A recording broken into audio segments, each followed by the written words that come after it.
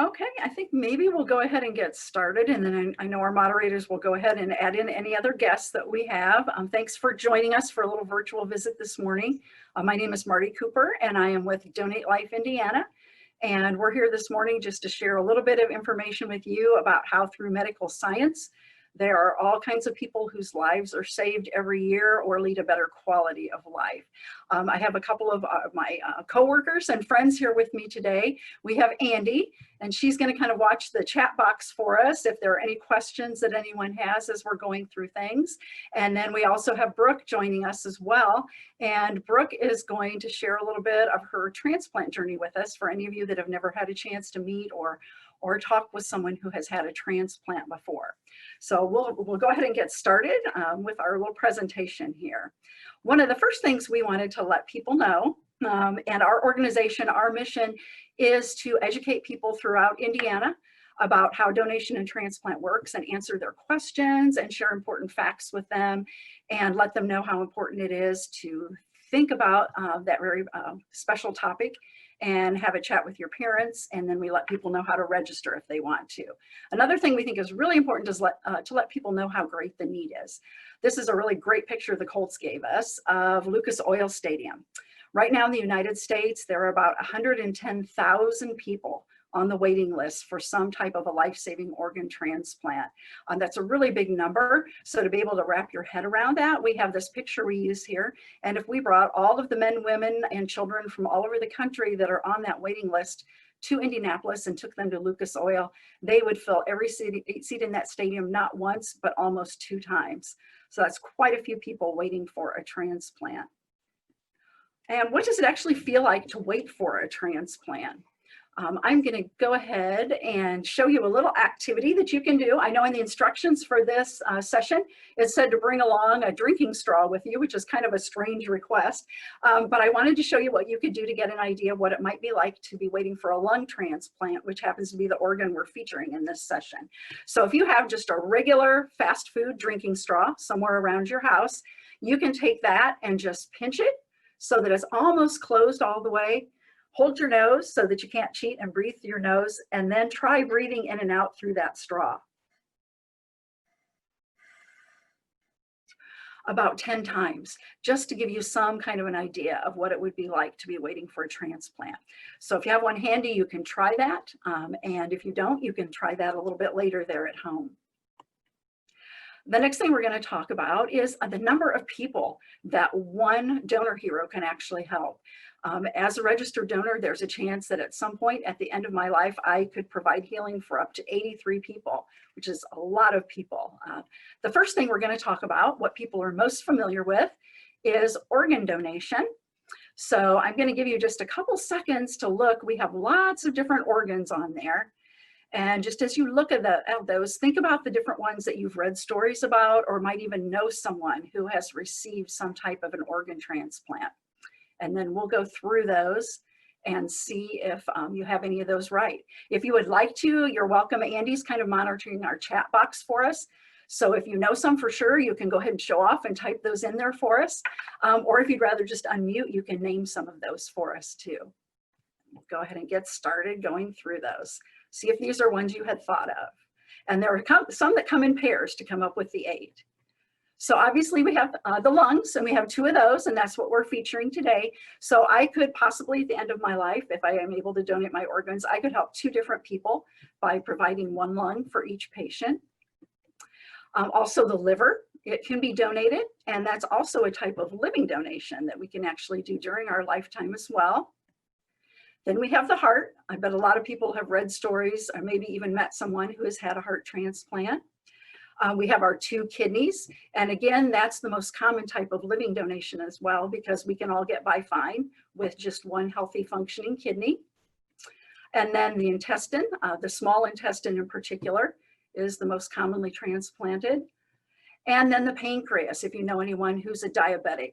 Sometimes if the diabetes is very, very severe, a transplant might be an option for those types of patients as well. So those are the different types of patients that we can help through our being a donor at the end of our life or being a living donor at some point as well.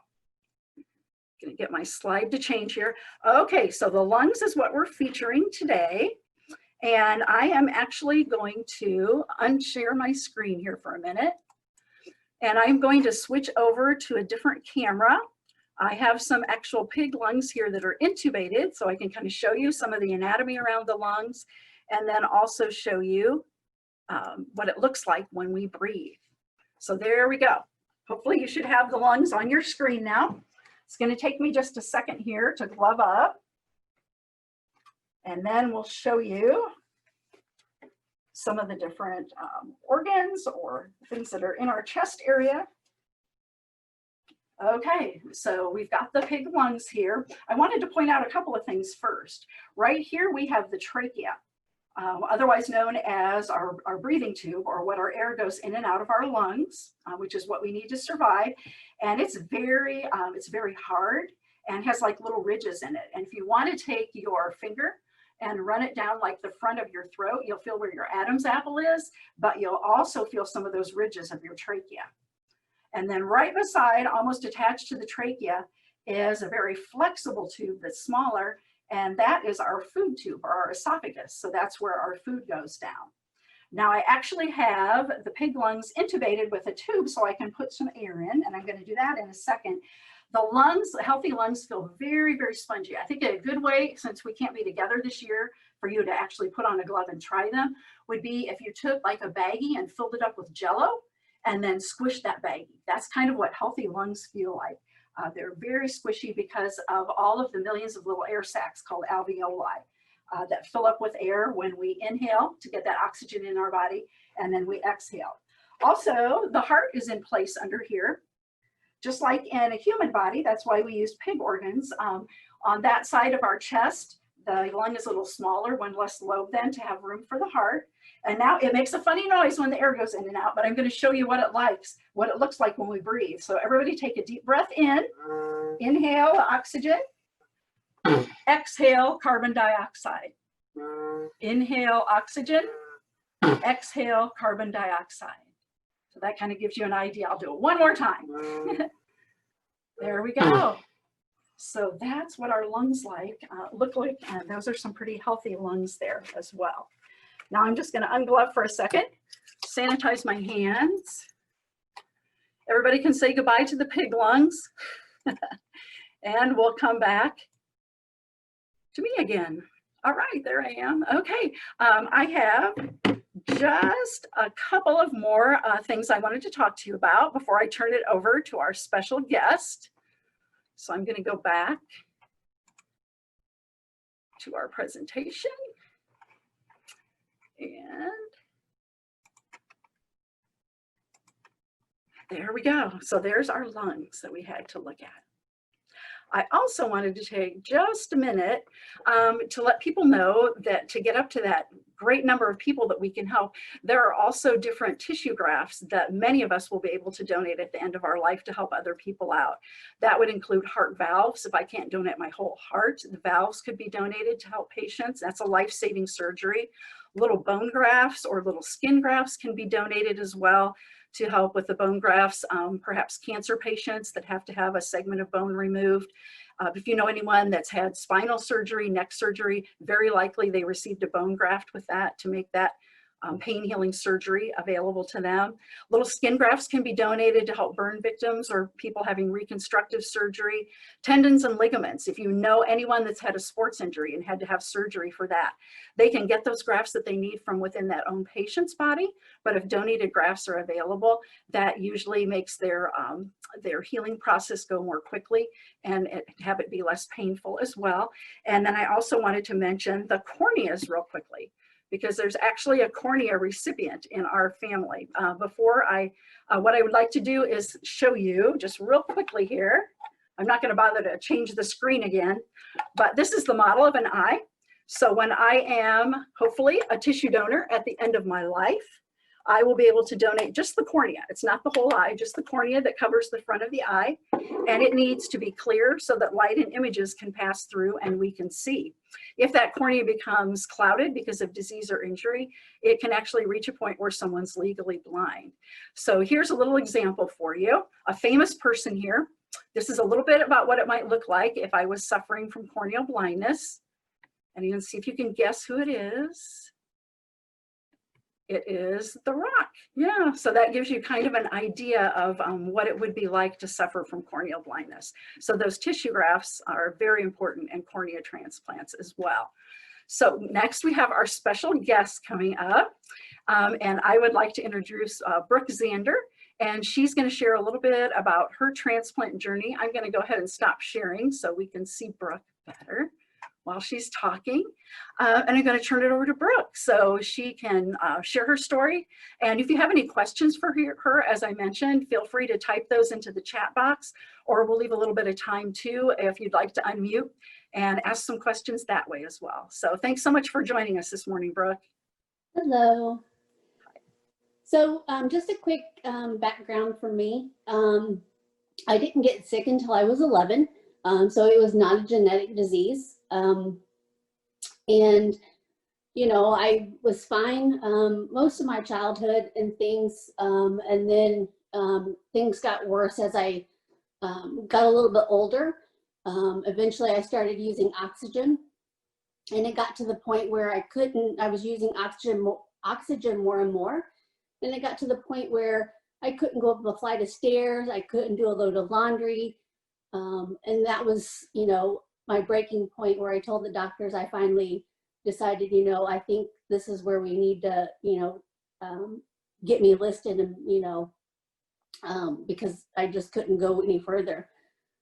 So I was put on the waiting list for lungs, and I waited 6.5 months. And then finally, you know, my phone call came in, and I'm trying to find a picture for you. And my angel donor was able to, you know, give me lungs and everything. Thanks to him, I'm here with you today. So let me find a picture because I really want to show it to you guys. Yes, that would be great. See if you can find one. Yes. Turn that light off. Otherwise it won't show. So that is Marcus, my angel hero. And it just shows you that, you know, donors can be of any race, any gender, it doesn't matter. So that's him holding his little girl. So. That's a great picture. Yeah, thanks so much for sharing with us, Brooke. Yeah, we really appreciate that. And again, if anybody has any questions, you can feel free to type those in. One of the things I always liked, one of my favorite questions to ask someone who's received that gift of life is, you want to tell us a little bit about some things you've been able to do since then because you received that transplant, like experiences that you've had, memories that you've made, and what that's meant to you? Oh, yes, lots. You know, I think probably the biggest memories and things that I've been able to do now is, you know, I've met lots of friends. I consider them family, but it's probably the Transplant Olympic Games. And it's for anybody who's had an organ or a tissue transplant.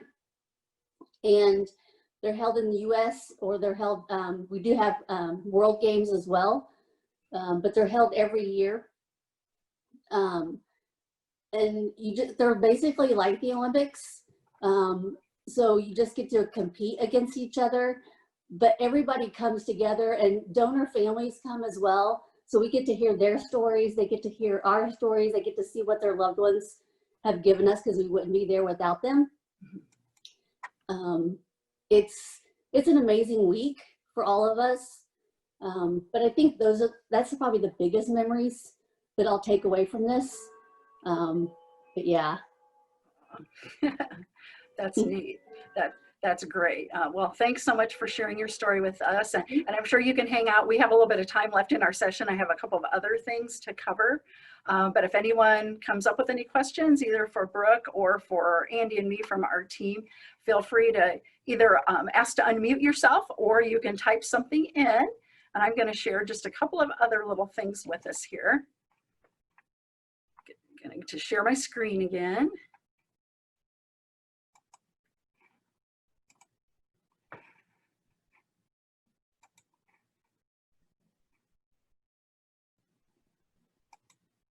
There we go. All right. One question people have a lot of times is how can they help us out because of all the people that are waiting for transplants? As I mentioned earlier, take an opportunity to talk to your family a little bit about what each person, what their thoughts are and what their personal decision is about donation. You can help us share accurate information and answer people's questions about donation. And then we also wanted to let you know the different ways people can register here in Indiana if you do make that personal decision that you would like to sign up to be a donor. So different ways to sign up. Most common way here in Indiana and many places in the country is at the license branch. It's very easy to sign up there. Even people, youth under the age of 18 are allowed to join the registry at the BMV if the adult that goes with them, their parent or guardian, signs off and lets them have that on their learner's permit or driver's license. But until the age of 18, as with both of our daughters, if something would have happened to one of them, even though they were in the registry because they wanted to be a registered donor, they still would have come back to my husband and me for final permission for them to give those gifts of donation. Not everybody goes to the BMV on a regular basis, so you can register anytime, any day at donatelifeindiana.org. And then another way to register is through the health app on the iPhone, and you become part of the national registry that way. Anytime we have a possible donor hero here in Indiana, we always check both the national registry and the Indiana registry. So if you're on either one of those, you'll be in good shape then. And again, most importantly, make sure you mention that to your family as well. If you would like to learn more about donation and transplant, read some more personal stories or stories of hope like Brooke shared with us, feel free to join us on donatelifeindiana.org. We also have some great videos, as Andy mentioned in our earlier session, on our YouTube channel. If you just go in and Google for that as well. And then also follow us on social media. We'd love to have you do that as well. And then last but not least, we have 3 cheers for science, because science is awesome. And I don't think we all think about it every day, but science in many different ways is literally saving lives every day. So I actually finished up like really early, so we have plenty of time. If anybody has any questions you would like to ask, you can do that. Everything went more quickly than I thought it would. I'm surprised I don't have somebody asking to see the lungs again. That happens sometimes as well. Any other questions anybody has?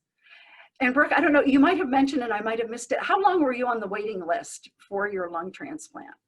6.5 months. 6.5 months, that's right. Yeah. Yeah, I know some people probably waited much longer than that, and some people maybe a shorter time depending on how the matching works. Yeah. Yep. Okay. Well, I think we have covered. Miss Andy, anything you think we've missed that we could add in there? Hopefully this was a good introduction to all of you to donation and transplant and how it works. And you got to actually meet someone who has had a transplant, and hopefully we'll get to see you in person next year at our display at Celebrate Science, and you'll get to glove up and learn some awesome things and actually touch some awesome things as well. So thanks so much for joining us this morning. Everybody has a little window of time now to get ready for the next session that you want to go to. Thanks, everyone. Thank you. Bye, guys. Bye.